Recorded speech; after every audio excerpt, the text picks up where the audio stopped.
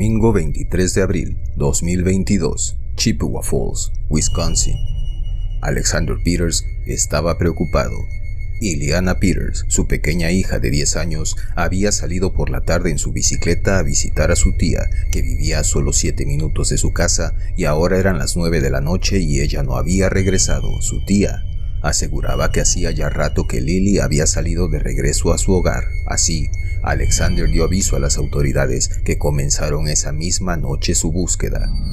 Pocas horas después, encontraban su bicicleta abandonada cerca de un camino de tierra que atravesaba un pequeño bosque, el mismo camino que Lily había tomado para ir a visitar a su tía y volver a casa.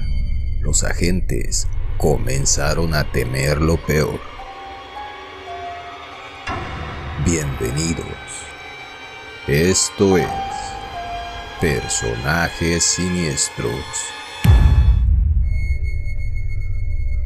La búsqueda de Lily se extendió durante toda la noche. Los agentes usaron drones y perros rastreadores en su intento por localizarla, pero sin resultados positivos. Así, al día siguiente, lunes, mientras la búsqueda continuaba, un grupo de agentes que buscaban en aquel bosquecillo percibieron un olor conocido, un olor a cadáver, el perfume de la muerte, y al seguirlo, se encontraron de frente con el horror.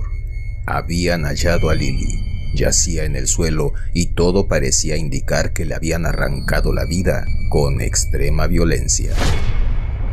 La noticia se propagó como el fuego no solo en Wisconsin, sino también entre los usuarios de Internet. Así, el día martes 25, un usuario anónimo de la red social Reddit publicaba: "Lo que da miedo es que yo estaba jugando Pokémon Go en el parque ese día, caminando por esa misma vereda.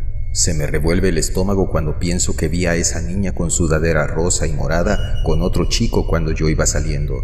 Tengo la sospecha de que podría ser otro niño quien lo hizo".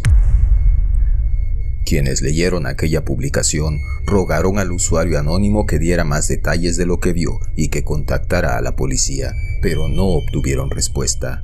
Así, una de ellos, Angela Osment, residente del estado de Virginia, a 1472 kilómetros de Wisconsin, decidió contactar y alertar a los agentes encargados del caso. Poco después, ese mismo día, la policía anunciaba que habían detenido a un sospechoso del crimen, aunque no dieron más datos al respecto. Pero al día siguiente, esa información salía a la luz. El sospechoso era un chico de solo 14 años, un chico al que Lily conocía muy bien y en quien confiaba plenamente. Era su primo, Carson Peters Berger, hijo de la tía a quien ella había ido a visitar. Los agentes lo interrogaron y al cabo, el chico terminó por confesar.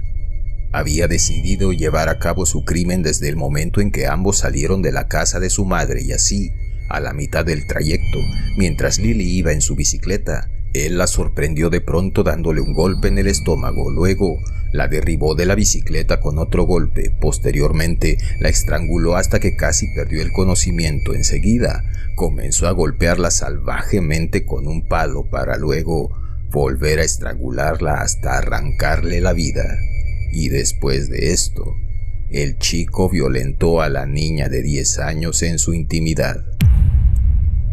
Para la mayoría, la conclusión más fácil es decir que el chico era un monstruo cuyas acciones fueron producto de un padecimiento mental, de una degeneración propia sin ninguna explicación, pero no deberían juzgarse estas cosas a la ligera.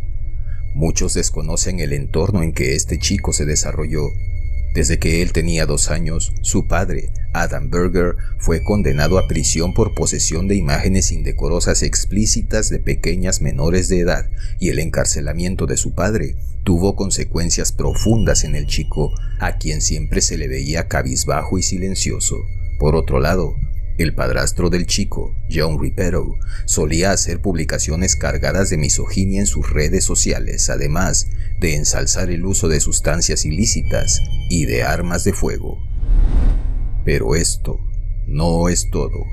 La madre de Lily, Jennifer Early, aparentemente consumía sustancias ilícitas en su hogar, además de que en algún momento fue llevada a juicio por haber defraudado a su propia familia, robando la tarjeta bancaria de su madre y sustrayendo de su cuenta alrededor de $8,000, además de haber engañado a sus tíos con entrevistas de empleo fraudulentas mediante las cuales consiguió sus números de tarjetas de crédito para despojarlos también de su dinero. El caso del asesinato de Iliana Peters no es el resultado del trastorno aislado e individual de su primo, sino el producto de su mala crianza en el seno de una familia disfuncional. Carson Petersberger podría ser llevado a juicio considerado como un adulto por la gravedad de su crimen y muy probablemente pasará el resto de su vida en prisión. Gracias por acompañarnos. Esto fue Personajes Siniestros.